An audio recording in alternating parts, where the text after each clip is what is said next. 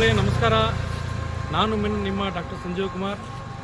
ನಾನಿರೋದು ನೇಪಾಳ ದೇಶದ ಲುಂಬಿಣಿಯಲ್ಲಿ.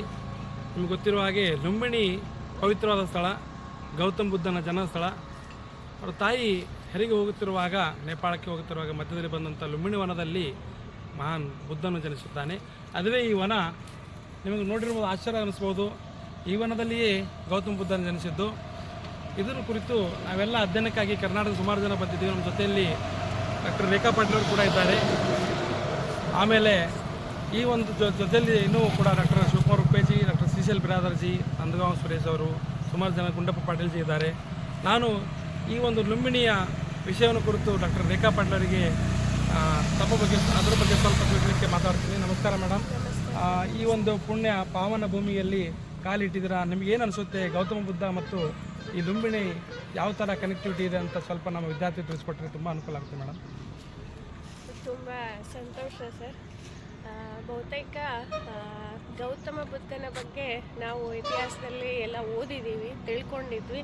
ಬಟ್ ಪ್ರತ್ಯಕ್ಷವಾಗಿ ಆ ಸ್ಥಳಕ್ಕೆ ಹೋಗಿ ಭೇಟಿ ಕೊಟ್ಟು ನೋಡೋದೇನಿದೆಯಲ್ಲ, ಅದು ಒಂದು ದೊಡ್ಡ ಅನುಭವನೇ ಅಂತಲೇ ಹೇಳ್ಬೋದು. ಗೌತಮ ಬುದ್ಧನ ಬಗ್ಗೆ ನಾವು ಇಲ್ಲಿ ಬಂದು ನೋಡಿ ತಿಳ್ಕೊಂಡಾಗ ಇನ್ನೂ ಹೆಚ್ಚು ಅವ್ರ ಬಗ್ಗೆ ನಮಗೆ ತಿಳ್ಕೊಳ್ಳೋದಷ್ಟೇ ಅಲ್ಲ, ಅನುಭವ ಕೂಡ ಆಗತ್ತೆ ಅಂತಕ್ಕಂಥದ್ದು. ಇಲ್ಲಿ ಗೌತಮ ಬುದ್ಧ ಜನಿಸಿದಂತಹ ಒಂದು ಸ್ಥಳ ಇದು.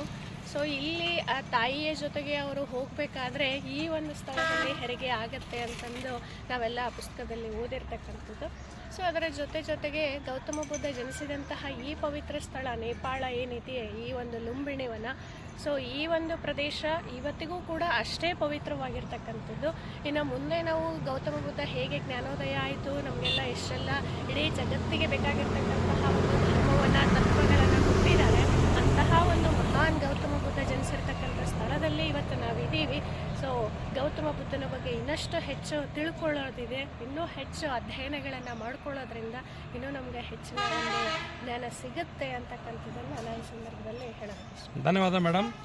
ತುಂಬ ವಿವರವಾಗಿ ಬುದ್ಧನ ಜನನದ ಬಗ್ಗೆ ಮಾಹಿತಿ ಕೊಟ್ಟಿದ್ದೀರಾ. ನಿಜವಾಗ್ಲೂ ನಿಮ್ಮ ಮಾಹಿತಿ ನಮ್ಮ ವಿದ್ಯಾರ್ಥಿಗಳ ಪ್ರೇರಣೆ ಸಿಗಲಿ. ತಮಗೆ ನಮ್ಮ ಇತಿಹಾಸ ಯೂಟ್ಯೂಬ್ ಚಾನಲ್ನಿಂದ ಧನ್ಯವಾದಗಳು ಮೇಡಮ್. ಧನ್ಯವಾದಗಳು ಸರ್.